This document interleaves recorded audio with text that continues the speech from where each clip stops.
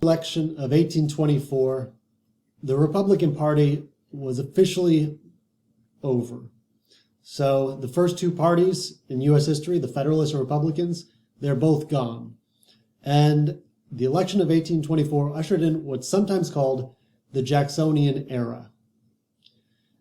During this period, from 1824 to about 1848, so 20 years, Andrew Jackson will almost completely dominate politics. In 1824, after he lost the election, he will claim there's a corrupt bargain and that it was stolen from him, and he will spend 4 years campaigning for the presidency. He'll run again in 1828, and that time win. And he'll run again in 1832 and win again very easily. And after 2 terms, he will retire in 1832, but then he will handpick his successor, Martin Van Buren. And during this period, we will get 2 parties, the second party system, and both of them are totally devoted to Andrew Jackson.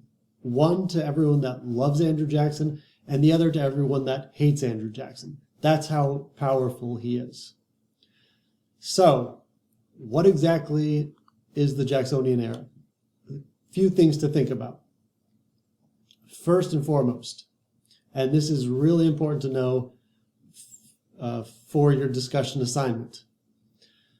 This period is sometimes called the Jacksonian democracy because during this period, the country becomes more democratic. This is when the word democracy becomes a good thing. Up until this period, like the founding fathers, they only used the word democracy as a pejorative to describe someone that was pandering to the lowest common denominator or trying to get, just trying to get the poor and lower classes to support them. So democracy, it was not used as a good thing originally. It changes during this period. Now, when you say democracy, obviously during this period, we are not talking about minorities voting or women voting. It will become more democratic, but only among white, heterosexual, Anglo-Saxon Protestants, males. So it is only for one group that is referred to as the common man. Everyday Americans will take on a level of prominence in politics that they hadn't had before. And so you also hear this period referred to as the rise of the common man. Now, in the United States, we love the word democracy. We use it all the time as a good thing, but what exactly does the rise of the common man mean? So it'll be easier for average Americans to vote.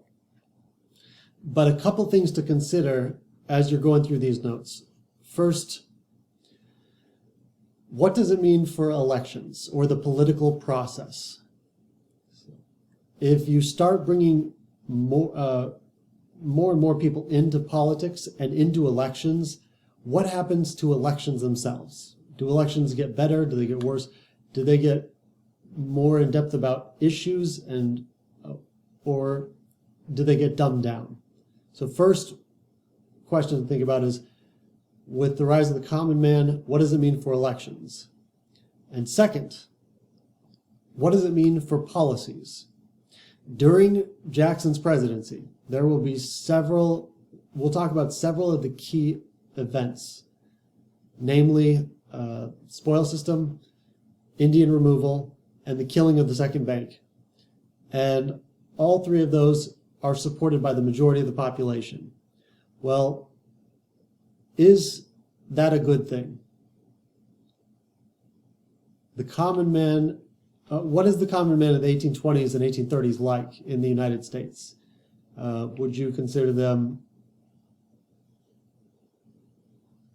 capable of making good decisions or making good decisions themselves, like Jefferson, or would you consider them power hungry and money hungry, like Hamilton? So when looking at the policies, what does it mean for policies that are supported by the majority of the population? Is democracy always right? Is the will of the majority always a good thing? Think about what the average American was like in the 1820s and 30s. A second thing to think about in this lecture. Andrew Jackson will expand the power of the presidency more than all his predecessors combined. He makes the presidency more powerful than it had ever been. He will veto more acts of Congress than all 6 presidents before him combined. Most of them thought it was not right for the president to veto acts of the legislature very much because the legislature is supposed to be more representative of the population. So he proves he's more powerful than the legislature. He will blatantly ignore the Supreme Court when he doesn't like what the Supreme Court is saying. So he will prove he's more powerful than the federal judiciary, or the other branch, the other 2 branches of government. He will fire any cabinet member who disagrees with him or just doesn't show complete loyalty. So he shows he's more powerful than his cabinet, even when they just disagree with him. And he will also show he's more powerful, or the federal government under his presidency is more powerful than the states. When states try to assert states' rights, he will come down on them very hard, namely South Carolina. So he's put more powerful than, under him the presidency becomes more powerful than any other branch or level of government. So what is his philosophy? Jefferson had a political philosophy, Madison had a political philosophy, Hamilton did. What does Andrew Jackson stand for? And third, during this period, we get our second party system. The first had been the Federalists and Republicans. Second party system involves a party called the Democratic Republicans, who will drop the word Republicans and just become the Democrats. That is the party of Andrew Jackson. And there is a direct line between the party created by Andrew Jackson and the party that is around today.